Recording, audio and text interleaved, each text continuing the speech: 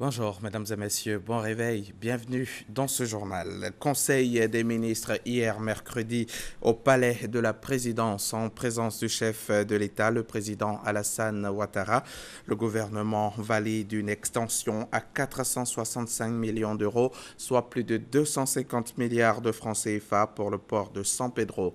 Deux entreprises mèneront des travaux d'extension du port et du terminal à conteneurs de la ville selon une décision rendue publique par le Conseil des ministres. Coût du chantier, 500 millions de dollars. Les camions de ramassage d'ordures ménagères sont chargés d'assainir chaque jour les différents quartiers de la ville d'Abidjan. Une tâche qui oblige les travailleurs de ce secteur d'être sur le terrain à toutes les heures de la journée et de la nuit, mais non sans conséquences. Mauvaise conduite, embouteillage, véhicules parfois sans frein sont entre autres les dangers que font courir ces mastodontes de la route. Des dangers qui nécessitent une prise de mesure pour mettre en sécurité les usagers de la route. Le dossier est signé Issa Yero et Abou Sanogo. Mamadou Bakayoko, la trentaine est révolue, est chauffeur de camion de ramassage d'ordures ménagères depuis quelques années. Avec son équipe, il est chargé de débarrasser les ordures du boulevard Latry, aux deux plateaux, et la 7e tranche à Angré. Une tâche qu'il accomplit avec beaucoup d'engouement. J'aime beaucoup mon travail, j'ai mon salaire qui me suffit. Quand j'ai un problème, j'explique au patron, il arrive à m'aider. La société de ramassage d'ordures ménagères où exerce Mamadou dispose de 3 équipes pour le nettoyage de cette zone. La première travaille de 15h à 23h, la deuxième de 23h à 7h et la troisième de 8h à 14h.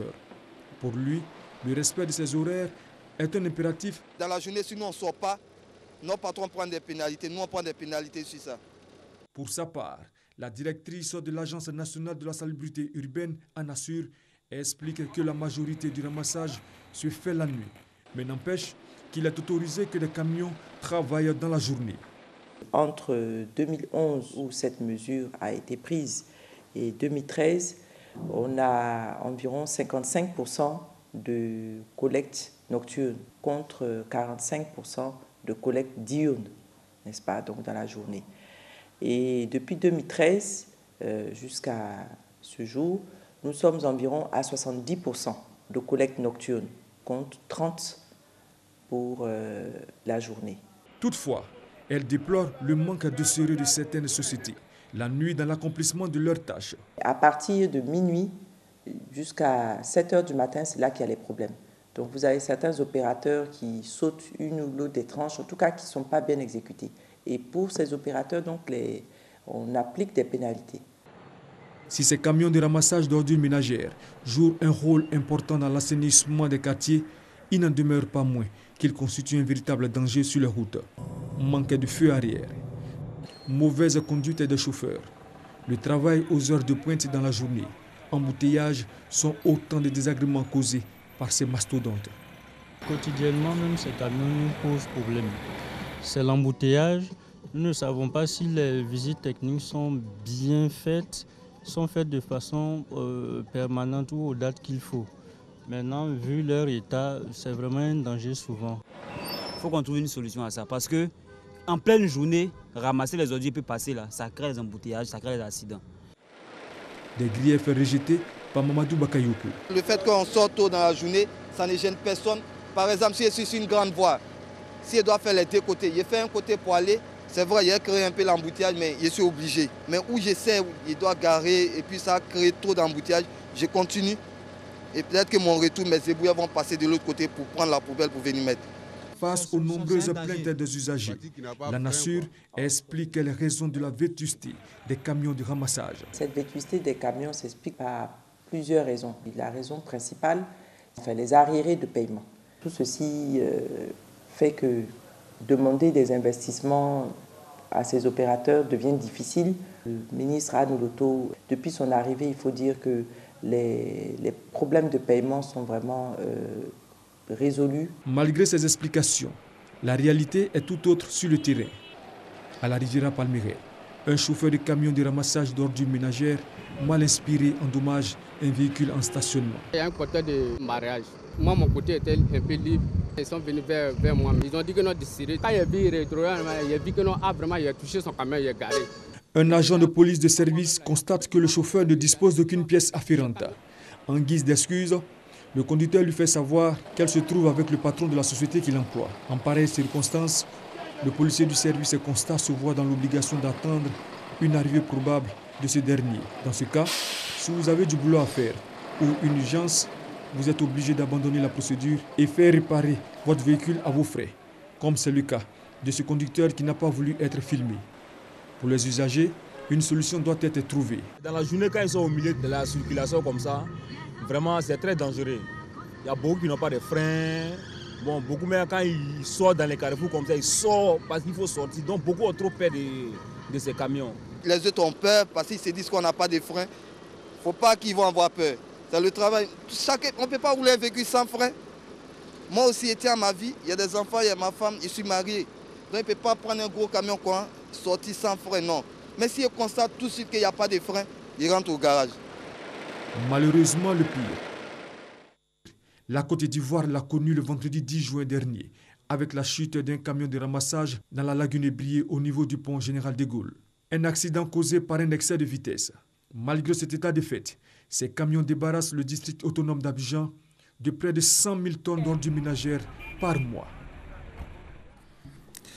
Le gouvernement a décidé que désormais le mercredi soit jour de classe pour les élèves du primaire. Ce premier mercredi, hier donc, premier mercredi de la rentrée scolaire 2016-2017, la mesure a été globalement respectée. Élèves et enseignants étaient en place dans quelques établissements qui ont été visités dans le district d'Abidjan par nos reporters.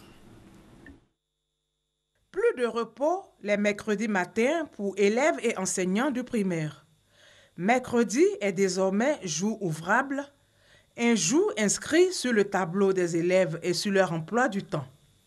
Cette mesure gouvernementale a eu un écho favorable ici au groupe scolaire Djeloukou dans la commune d'Atekoubé. Élèves et enseignants sont en plein exercice. Depuis 7h30, les enfants sont arrivés et on a commencé à travailler. On a révisé la table de multiplication avec les enfants, la table par 2. Et ensuite, nous sommes en train de faire une dictée lacunaire. Aujourd'hui, mercredi, ma mère m'a réveillée pour venir à l'école et pour venir étudier avec ma maîtresse et tous mes amis. Dans cette autre classe, toujours au groupe scolaire Djeloukou, ce premier mercredi de la rentrée scolaire est consacré à la distribution de kits. Nous avons respecté la consigne donnée par le ministère. Nous sommes là et on nous a demandé de distribuer les kits aux enfants ce matin, aujourd'hui mercredi.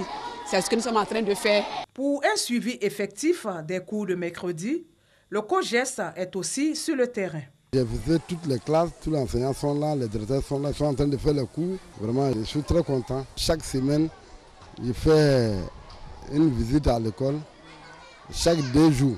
Mais mercredi, je vais prendre encore pour venir vérifier si vraiment tout se passe bien. Au groupe scolaire Amondabi Catherine, dans la commune du Plateau, élèves et enseignants ont aussi répondu à l'appel. J'avoue que ce n'était pas dans mes habitudes. Normalement, les mercredis, je viens pour mettre de l'ordre dans le bureau. Voilà, pour la tâche administrative. Mais aujourd'hui, je me retrouve en classe avec les enfants. Le mercredi, c'est nouveau. Mais avec le temps, nous allons finir par nous habituer. Parce que quand je regarde sur l'emploi du temps, le mercredi, c'est spécialement fait pour le renforcement. Pour le bien de nos enfants, je pense que les parents doivent accepter de libérer leurs enfants le mercredi. Avec ce nouveau programme scolaire, le volume horaire d'apprentissage passe de 832 heures à 990 heures par an. Reportage signé Grace Kando. 3 ans de prison ferme, c'est ce qu'a requis ce 14 septembre le parquet français, le parquet financier à l'encontre de l'ancien ministre français du budget Jérôme Cahuzac. Il a été jugé pour fraude fiscale et blanchiment après avoir dissimulé un patrimoine d'une valeur de 3,5 millions d'euros. Une peine d'inéligibilité de 5 ans a été également prononcée à son encontre. Son ex-femme Patricia, elle, écope de 2 ans de prison ferme pour complicité. Reportage Salima Toudia. Des comptes en Suisse, à Singapour ou encore sur l'île de Man en Irlande, un patrimoine estimé à plus de 3,5 millions d'euros, soit plus de 2 milliards de francs CFA, que Jérôme Cahuzac, l'ancien ministre français du budget, a dissimulé à travers un montage sophistiqué, ce qui risque aujourd'hui de lui coûter la prison. Ce mercredi, au parquet financier, l'heure était aux réquisitions. 3 ans de prison ferme et 5 ans d'inéligibilité pour avoir menti des années au fisc français. À 64 ans, l'ancien héros de la lutte contre l'évasion fiscale est poursuivi dans un procès pour fraude fiscale et dissimulation de patrimoine. Les faits remontent au 4 décembre avec les révélations de Mediapart.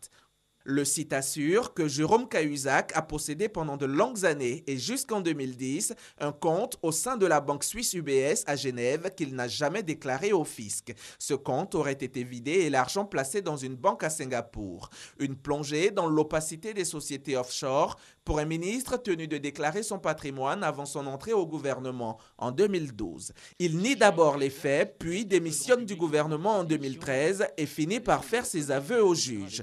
Après enquête, le parquet découvre une fraude sophistiquée, inscrite dans la durée en complicité avec son ex-femme Patricia. 2 ans de prison ferme est requis à l'encontre de cette dernière et 3 ans pour Cahuzac, en plus de 5 ans d'inéligibilité.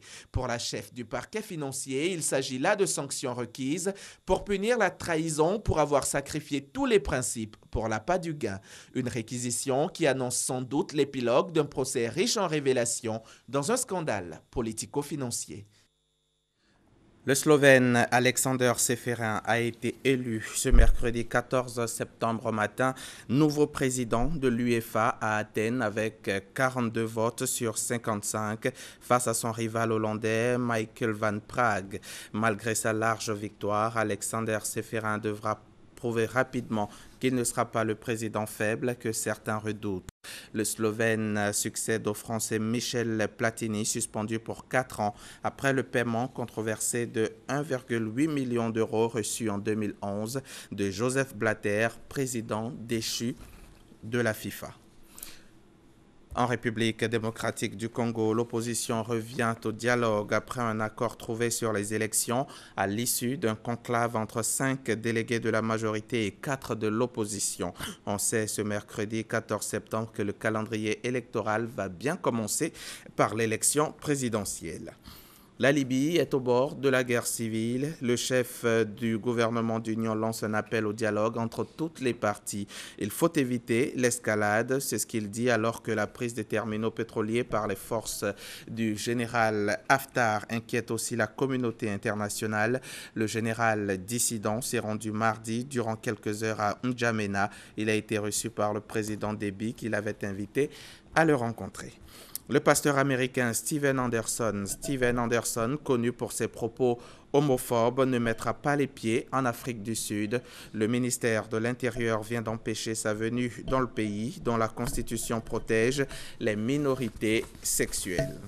Hillary Clinton doit être en Caroline du Nord ce jeudi 15 septembre pour un premier meeting depuis son problème de santé. La candidate est au repos depuis son malaise public dimanche 11 septembre qui a provoqué une polémique sur la santé des candidats à la présidentielle. Au Brésil, pour terminer, le procureur en charge de l'enquête sur le scandale de corruption Petrobras, l'entreprise pétrolière publique, a demandé hier mercredi l'inculpation de l'ancien président Lula pour corruption et blanchiment d'argent. Voilà, fin de ce journal. Merci de l'avoir suivi.